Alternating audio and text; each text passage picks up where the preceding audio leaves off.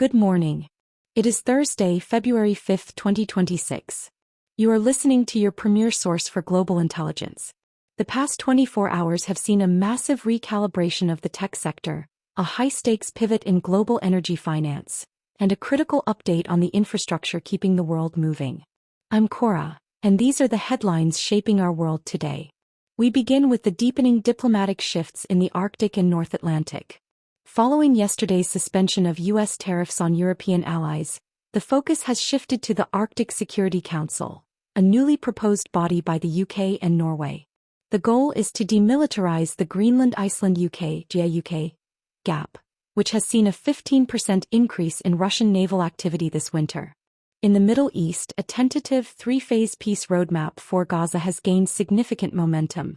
Diplomatic sources in Cairo suggest that for the first time, both sides have agreed to a localized administration model for northern Gaza, potentially allowing for a massive influx of reconstruction aid by early spring. In the Indo-Pacific, the Philippines has officially activated its new Enhanced Maritime Domain Awareness System, built in partnership with Japan and Australia. This comes after another gray zone encounter in the South China Sea, signaling that regional middle powers are no longer waiting for superpower intervention to secure their coastlines. The financial narrative of the morning is the Great Debt Realignment. Overnight, the U.S. Treasury announced a series of larger-than-expected bond auctions to cover the widening fiscal deficit. This sent the 10-year Treasury yield climbing toward 4.8%, its highest level in months. In Europe, the European Central Bank, ECB, is facing internal pressure to cut rates faster than the federal. With German industrial production still struggling at -1.2% year-on-year, the ECB is caught between fighting persistent service sector inflation and preventing a prolonged industrial recession. In South Korea, the Kospi showed a sharp 2% recovery in morning trading.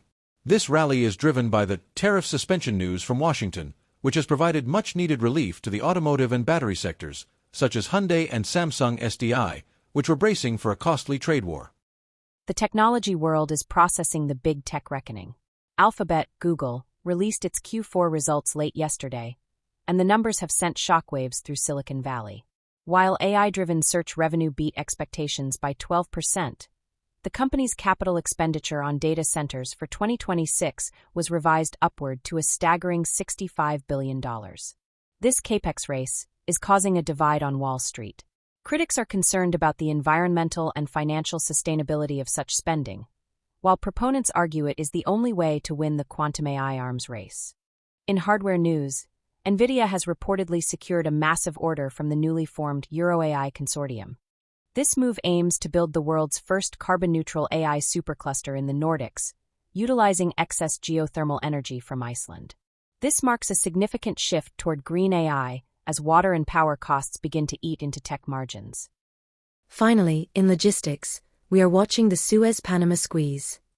While Maersk and Hapag-Lloyd have successfully begun their first pilot transits back through the Suez Canal today, the Panama Canal Authority has just issued a code red alert.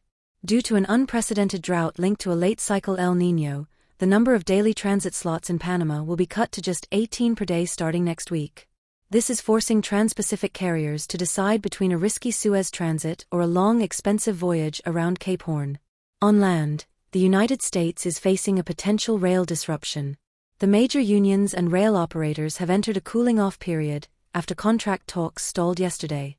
Logistics managers are already shifting volumes to long-haul trucking, which has led to a 10% spike in spot freight rates in the Midwest over the last 24 hours. That concludes our global briefing for February 5, 2026. We will continue to monitor the rail negotiations and the market's reaction to Alphabet's spending spree. I'm Vivian. Stay informed and have a productive day.